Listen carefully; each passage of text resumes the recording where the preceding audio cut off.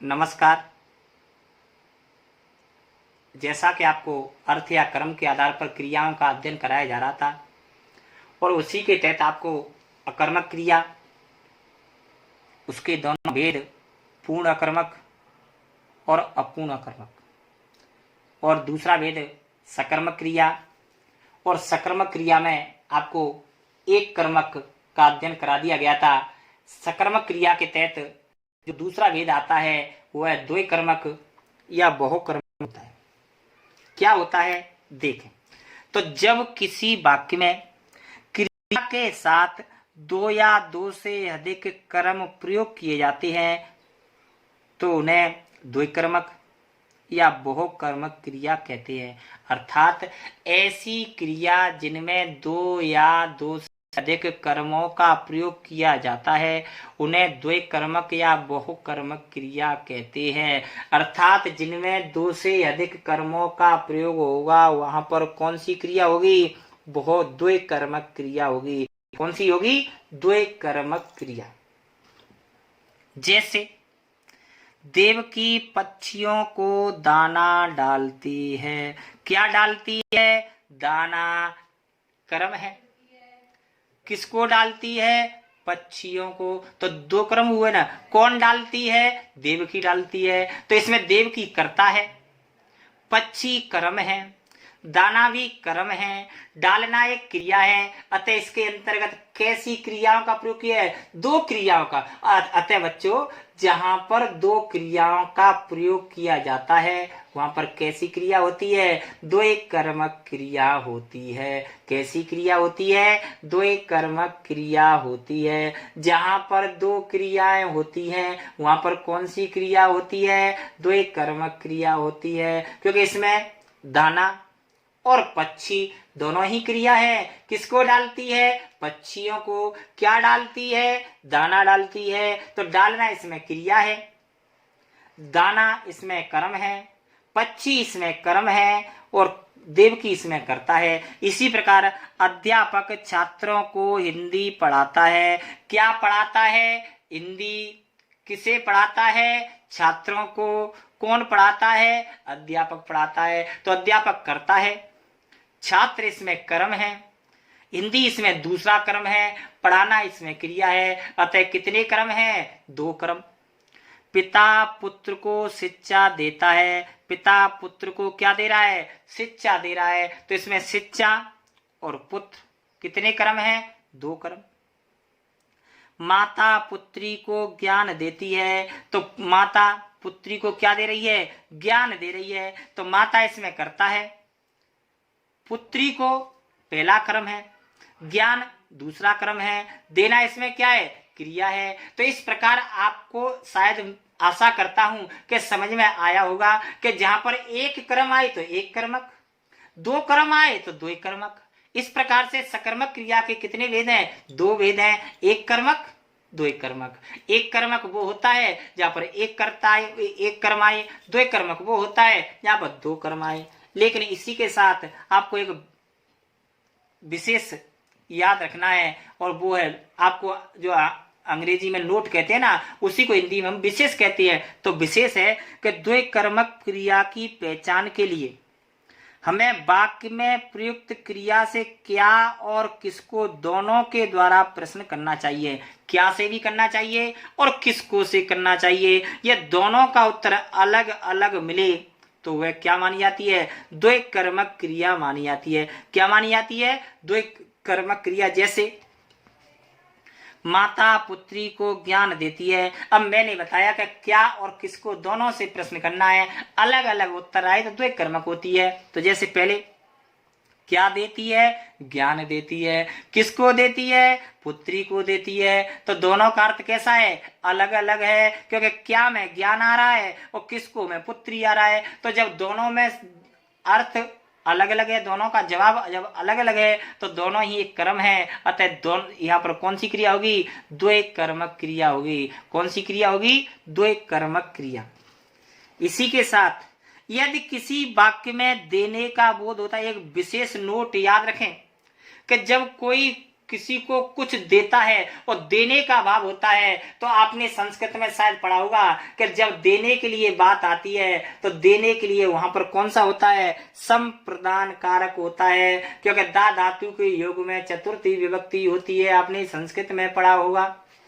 तो जब किसी वाक्य में देने का बोध हो रहा हो और दान दिया जा रहा हो, तो वहां पर क्या और किसके दोनों का उत्तर अलग अलग मिलने पर भी एक कर्मक होगी, न कि द्वय कर्मक, क्योंकि वहां पर संप्रदान कारक होगा, कर्म कारक नहीं होगा। जैसे राजा ब्राह्मण को गाय देता है, अब इसमें राजा ने ब्राह्मण को क्या दिया है, गाय दी है। अब गाय दी है तो क्या गाय को वापस लौटाएगा, नहीं लौटाएगा, क्योंकि ब्राह्मण के लिए राजा क्या कर रहा है, गाय दे रहा है। तो इसमें एक कर्मक या द्वय कर्मक, एक कर्मक। क्यों, क्योंकि क्या दे रहा है, गाय दे रहा है। तो गाय तो इसमें कर्म है, लेकिन किसको दे रहा है, ब्राह्मण को दे रहा है। तो यहाँ पर को चिन्ह का प्रयोग होने पर भी ये को चिन्ह है वो के लिए का बोध करा रहा है। किसका करा रहा है, के लिए का। सभी बच्चे ध्यान दें कि जहां पर दान दिया जा रहा हो तो दान दिए जाने पर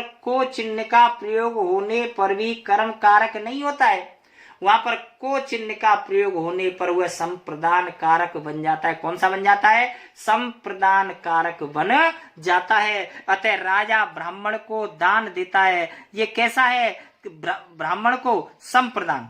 इसी प्रकार रमेश भिखारी को कपड़े देता है। अब रमेश भिखारी को कपड़े दे रहा है तो वापस लौटाएगा ना, तो भिखारी से अब जे वापस तो लेगा नहीं।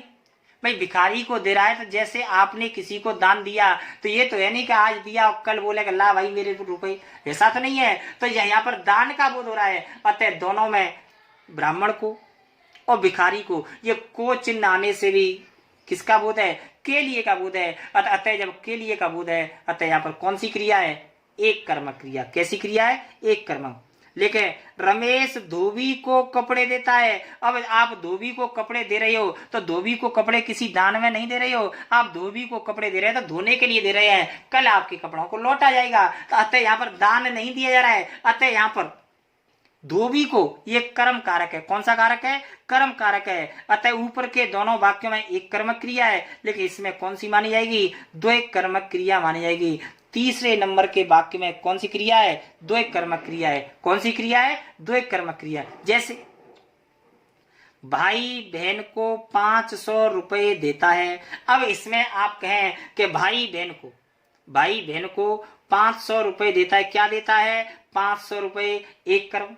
किसको देता है, बहन को, द्वय कर्म। अब आप कहें कि गुरुजी अभी आपने बताया कि देने का बोध हो रहा है, भाई भी तो दे रहा है, लेकिन ना भैया, यहाँ भाई का फर्ज है, ये दान नहीं है। माता पिता के द्वारा बच्चों को पैसा दिया जाता है, ये भी दान नहीं है, क्योंकि माता पिता के द्वारा बच्चों को जो दान दिया जाता है वो भी एक फर्ज के रूप में माना जाता है। भाई के द्वारा बहन को जो दान दिया जाता है वो भी एक फर्ज के रूप में माना जाता है। अतः यहाँ पर ये दान का रूप न होकर के एक फर्ज के रूप में होता है। अतः फर्ज के रूप में होने से यहाँ पर कौन सी क्रिया है, द्वय कर्मक क्रिया है। सभी बच्चे विशेष ध्यान रखें, ये तीनों चारों जो वाक्य हैं वेरी वेरी मोस्ट इंपोर्टेंट है। इन्हें सभी बच्चे बड़ी अच्छी तरह से याद रखें कि जब कोई दान दिया जाता है तो वहां पर संप्रदान कारक होता है, लेकिन जब फर्ज का प्रयोग किया जाता है, क्योंकि भाई के द्वारा बहन को पैसे दिया रहे, ये फर्ज है, जब फर्ज का प्रयोग किया जा रहा है, अतः यहाँ पर कौन सा है, कर्म कारक होगा, न कि संप्रदान कारक।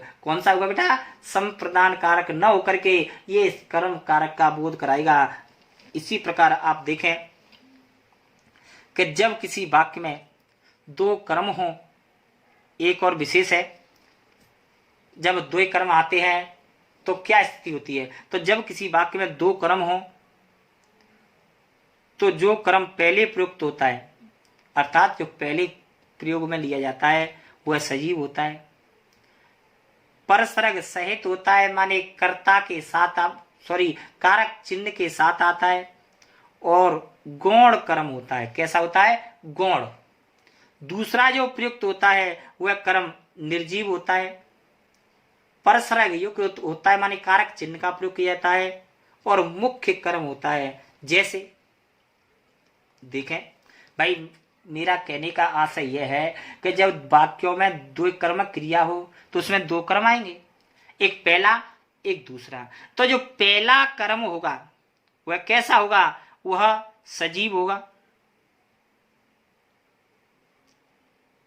और परसरग सहित होगा और गौण होगा। दूसरा जो कर्म होगा वह निर्जीव होगा, परसरग रहित होगा और मुख्य होगा। जैसे हरीश पक्षियों को दाना चुगाता है। भाई क्या चुगाता है? दाना। ये मुख्य बात है, क्योंकि हरीश पक्षियों को क्या दे रहा है? दाना दे रहा है। तो दाना देना उसका मुख्य कार्य है। तो ये तो कैसा कर्म है? मुख्य है। लेकिन इसमें आप देखें तो सबसे पहली बात तो आई, इसमें कैसा कर्म है? ये मुख्य कर्म है, क्योंकि मुख्य कार्य किया जा रहा है। लेकिन इसमें क्या कारक चिन्ह है? परसर्ग है? नहीं है। दूसरी बात आती है, तीसरी बात, कि जो दाना शब्द है वो सजीव या निर्जीव? अर्थात निर्जीव। तो मैंने आपको बताया था, ये हमेशा हमेशा याद रखें, जीवन भर आपको काम आएगा, कि जब दो कर्मक क्रिया होती है उसमें जो दूसरा कर्म होता है वह हमेशा निर्जीव होगा, कारक रहित होगा और मुख्य कर्म होगा। पहला जो कर्म होगा वह गौण होगा, क्योंकि दाना किसे मिलाया जा रहा है? पक्षियों को। तो भाई डिपेंड तो किस पर है? पक्षियों पर है ना। तो गौण कार्य तो पक्षियों के लिए किया जा रहा है ना। तो जो गौण कर्म है वो क्या है? पक्षी है, और पक्षियों को इसमें कारक चिन्ह का प्रयोग किया गया है। और ये कैसा है? पक्षी सजीव है।